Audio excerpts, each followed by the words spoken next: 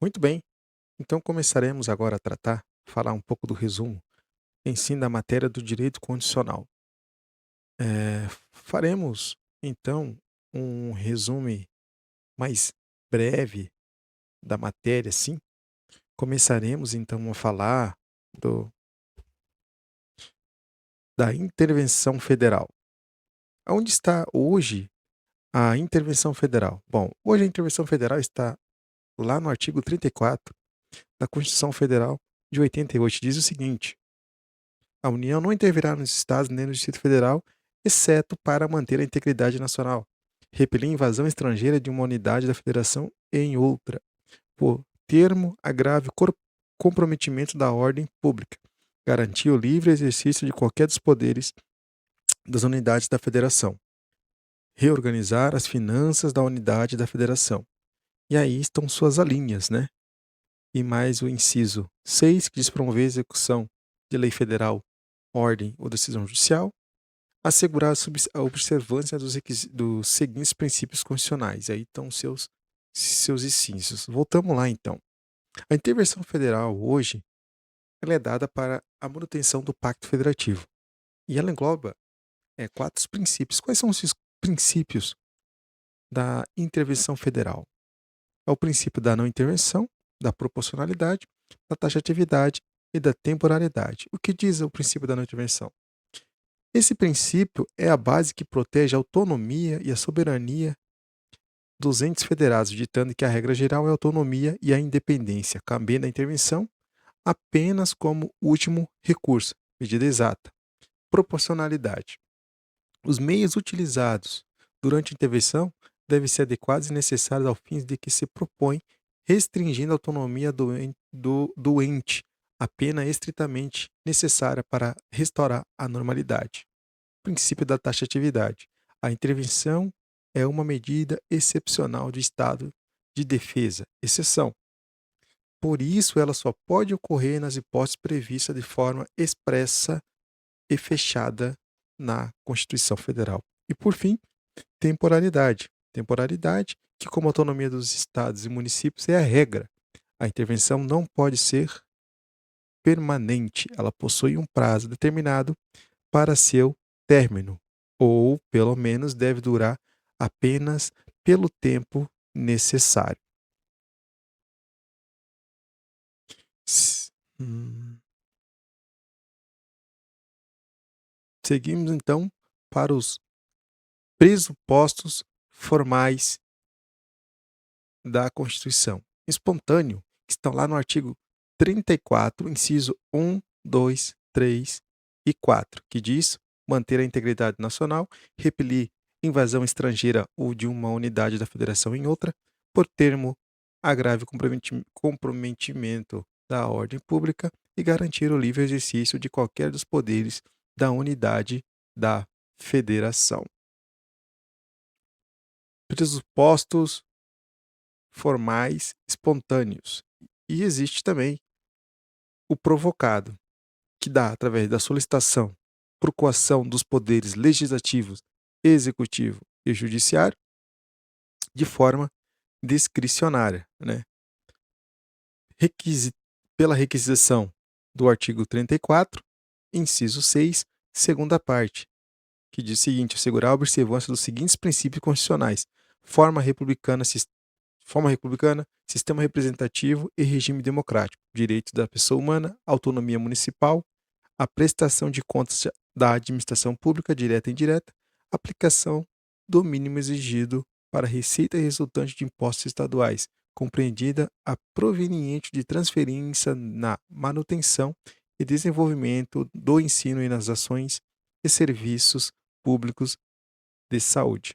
E pela requisição, segundo o artigo 34, inciso 6, primeira parte, que diz o seguinte, né? Seria basicamente a mesma a mesma parte ali, só que a primeira parte do inciso 6, cadê a primeira parte do inciso 6? Coloquei inciso 2, aqui ó, para prover a lei federal, né? E a segunda parte aqui seria por ordem ou decisão judicial. Ou seja, então, a requisição, ela se dá através de uma ordem judicial, a requisição do artigo 4 e a requisição da do inciso 6º, primeira parte, dá para prover a execução de lei federal.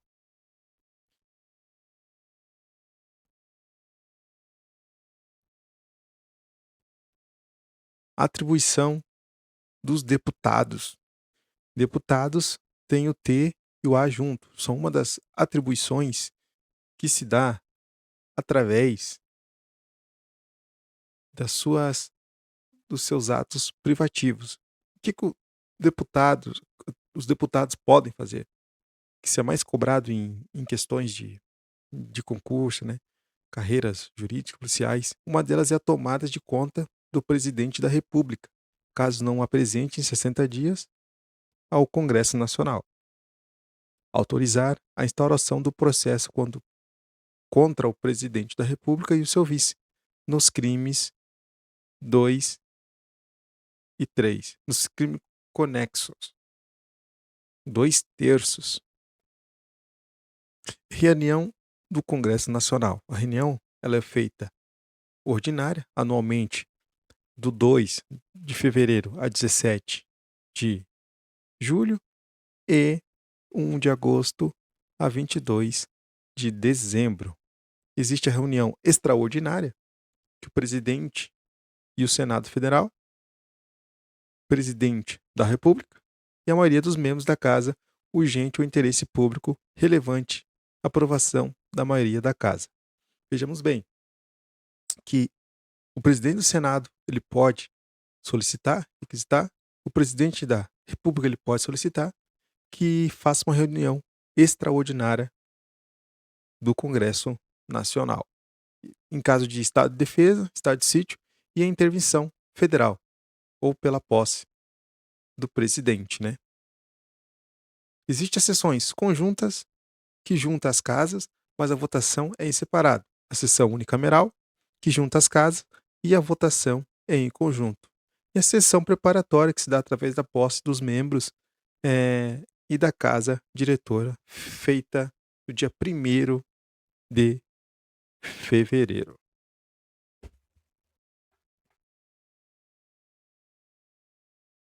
Comissão. Aqui nós temos uma comissão, a famosa CPI, Comissão Parlamentar de Inquérito. Ela é composta por 2 casas e exclusiva por uma casa. Quando composição é por 2 casas, se dá o nome de mista. Quando essa comissão ela é composta por uma casa, ela se dá de exclusiva. A duração, ela se enquadra em duração temporária, que não passa a legislatura, né? E a sessão permanente, que passa a legislatura. Um exemplo claro, virou o ano, continua o mesmo deputado. Virou o ano, é o último ano do mandato, não segue o mesmo deputado, muda o deputado. Nesse caso é uma sessão temporária, é uma duração temporária. Permanente, continua o mesmo deputado no próximo mandato. E as suas espécies: material, em razão da matéria, parlamentar de inquérito, CPI, e a comissão representativa.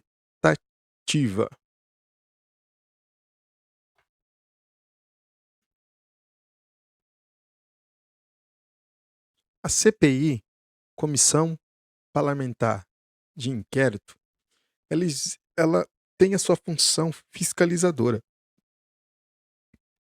Ela tem a função de criar, né, essa comissão, e é composta por 1/3 dos membros, a requerimento, para um fato certo e determinado, prazo determinado para a conclusão. Então, ela é uma espécie de comissão. Ela pode ser tanto mista como exclusiva por uma casa ou 2 casas, né? Continuamos. Qual é o poder de investigação da CPI? O que que ela pode, o que que ela não pode fazer? Ela não pode decretar prisão, intervenção telefônica ou busca domiciliar, mas ela pode a qualquer sigilo fiscal e bancário. Ela pode requisitar dados telefônicos, ela pode ouvir testemunha e pode interrogar o acusado. Suas imunidades não podem ser renunciadas, não são extensivas aos suplentes, vedada ao parlamentar de licença e existência mesmo no estado de defesa ou sítio. Imunidade material, inviolabilidade de palavras, opiniões e votos, pena penal e civil, conexão com o exercício do mandato, imunidade formal para prisão, prisão em flagrante de crime inafiançável, infração a partir da diplomação, 24 horas, auto de prisão em flagrante para comarca notória. Se legal, vai para o STF, aplicado o artigo 310 CPP, audiência de custódia. Se ilegal, vai para o STF, aplicado o relaxamento da prisão, imunidade formal para o processo, crime praticado após a diplomação, recebimento da denúncia, STF, ciência do Senado Federal ou ciência da Câmara dos Deputados, iniciativa do partido. Sustar a ação penal, maioria para sustar a ação penal e suspende a prescrição em 45 dias. Seguimos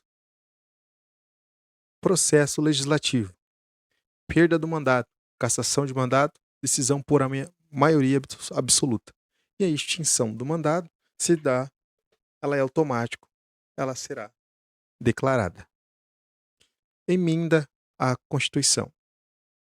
A emenda à Constituição existe a limitação formal, subjetiva, 1/3 dos congressos, 1/3 do Congresso, Câmara de Deputados, mais o Senado Federal, sistema bicameral, né?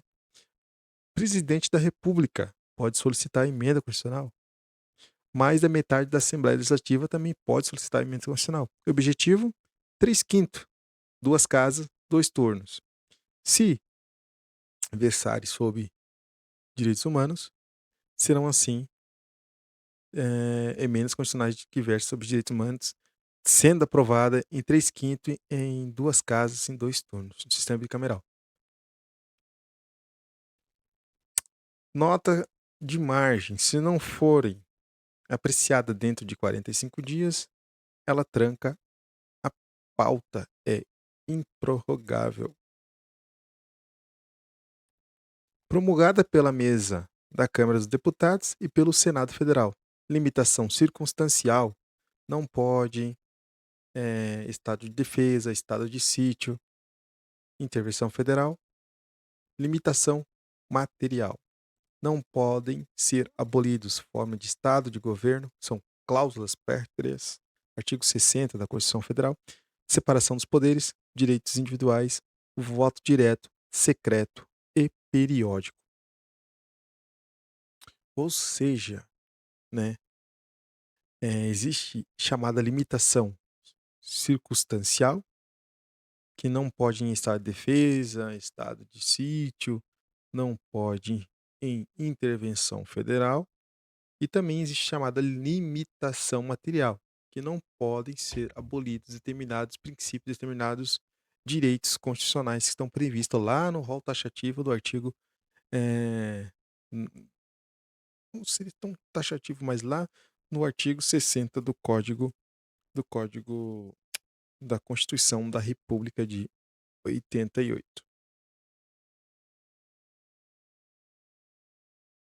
Fiscalização financeira. Controle externo realizado pelo Congresso Nacional, com auxílio do Tribunal de Contas. Controle interno, sistema integrado de controle interno com cada um dos poderes. Poder executivo. Poder executivo, função pública típica aos atos do chefe de Estado, chefe de governo, chefe de administração pública, poder executivo federal. Se dá através do presidente da República. Perdão. Sua função atípica legislativa, presidente edita medida provisória, artigo 72 SF. Função atípica judicial, julga processos administrativos.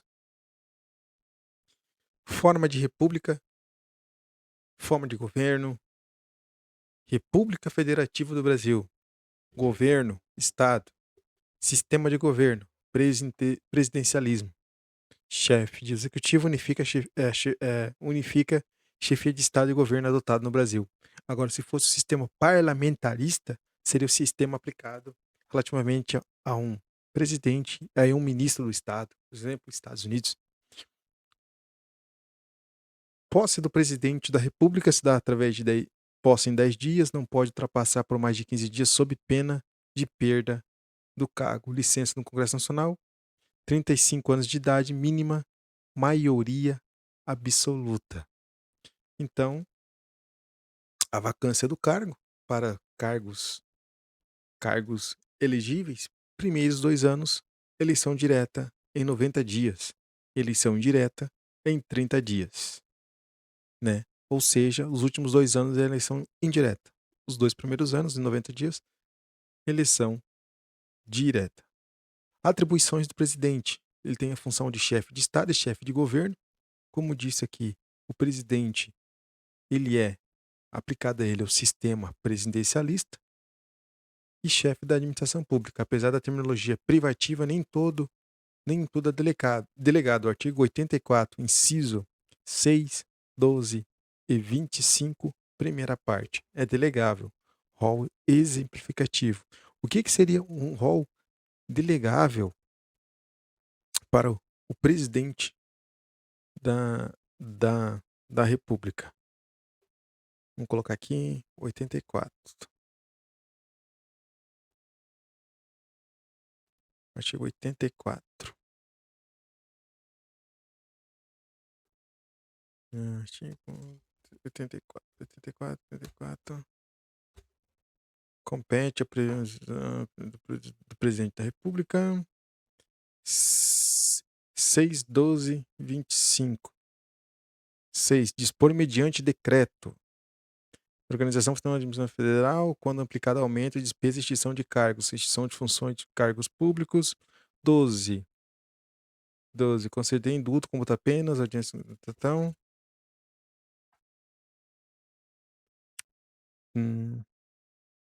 25.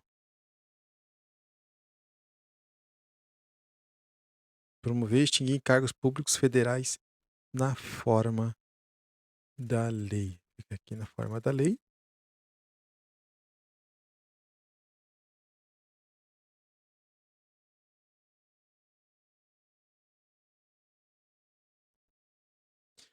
Dispor mediante decreto a organização e funcionamento da administração pública quando não implicar aumento de despesa nem criação e extinção de órgãos públicos.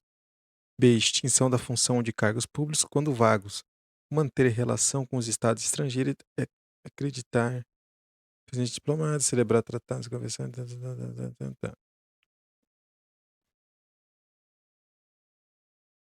Ou seja, é delegável rol exemplificativo. Expedir decretos autônomos, organizar a administração federal. Não pode aumentar despesa nem criação e extinção de cargo público, somente quando vago. Regulamentar. Competências delegáveis do presidente da República. Decretos autônomos, concessão de indulto, provimento de cargos públicos. Ó, aqui está bem explícito, né? Essas são as competências delegáveis do presidente da República, ou seja, delegável, rol exemplificativo. Apesar da terminologia privativa, nem tudo é delegado. Nem tudo, mas decretos autônomos, concessão de indulto, provimento de cargos públicos é delegável. Delegável para Procurador-Geral da República, PGR, e Advogado-Geral da União. Então, estrutura do cargo, forma de governo, república, e forma de Estado, federação.